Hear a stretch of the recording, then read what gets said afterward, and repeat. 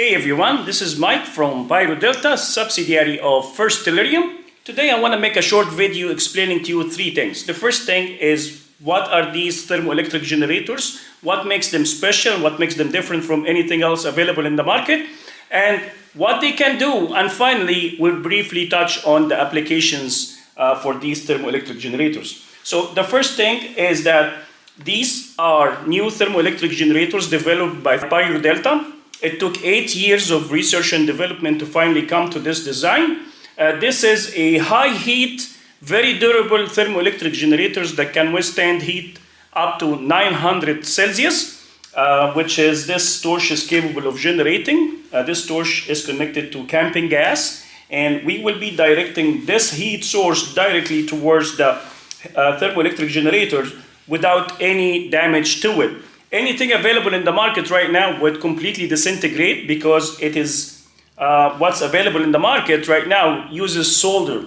We don't use solder in our design. Our design is hardwired with copper taps. So all the P and N junctions inside the thermoelectric material is hardwired, and the material is casted around these copper taps. So there is no chance for it to melt.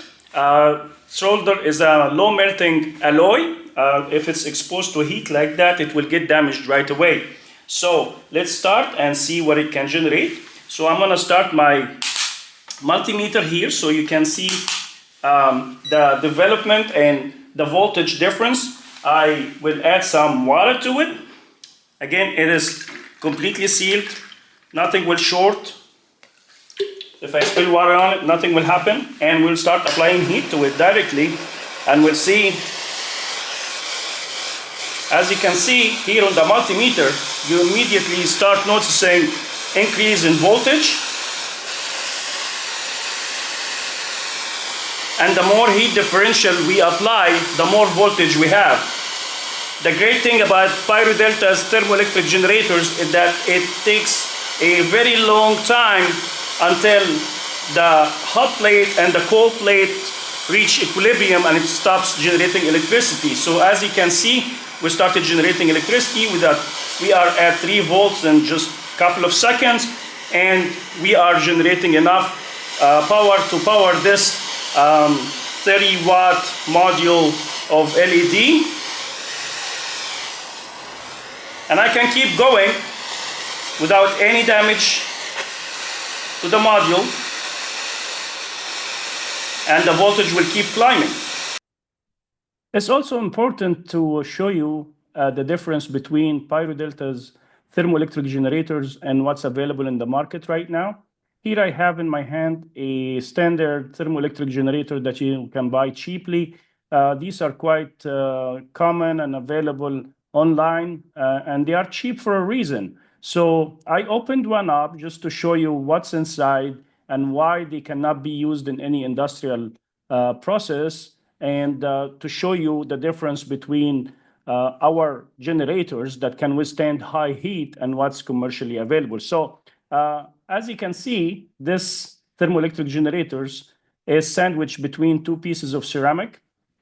And I opened it just to show you what's inside. And here we have the P and N junctions, these small cubes here, mounted on the wafer with solder. Let's take a closer look.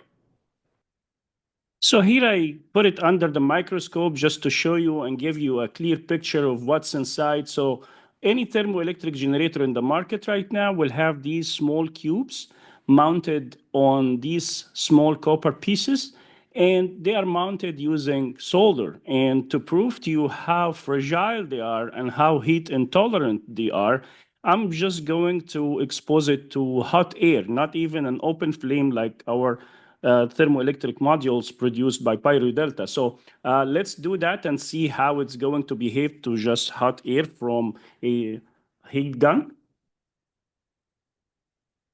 As you can see, the solder started to melt already.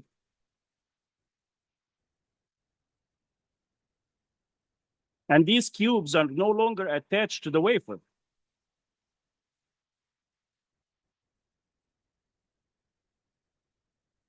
They started moving already.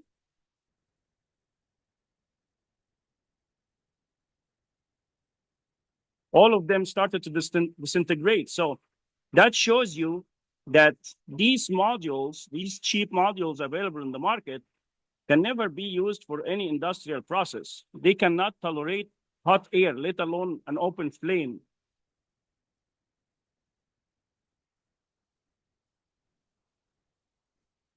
And as you can see, these cubes come right out. See? They are no longer attached to the wafer. So that shows you how fragile these thermoelectric modules are and why they are not being used in current industries for any heavy industrial application. Now I want to briefly touch on the applications for it. So one application that we're really interested in is using these thermoelectric generators in data centers.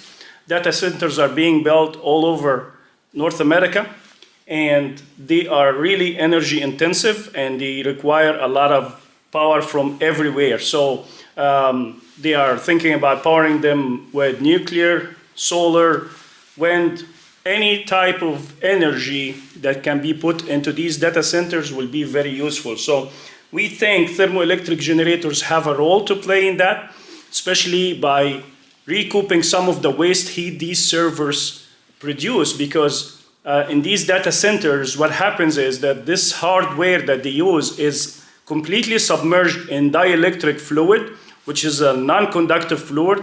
So this is the best way to cool it. And this fluid is rotated through heat exchangers to cool it down and bring down the temperature of these servers. And we think that our thermoelectric generators can play a very important role, especially when the sun is not shining or there is a drop in the power. We can compensate using these thermoelectric generators by recouping some of this waste heat and using this electricity to power pumps and power some ancillary systems that's used for cooling and sensors and all of this good stuff. So we think we have a very important role to play when it comes to data centers. The other application, because this is a very heat tolerant module, it can be used in automotive applications to use some of the waste heat generated by batteries in case of EVs, and also internal combustion engines by using the fluid that runs through your engine jacket to cool it down. We can recoup some of this waste heat to generate enough electricity to power your onboard electronics like your infotainment center, your windows, and your lights. With that, thank you very much for watching, and I'll see you in the next one.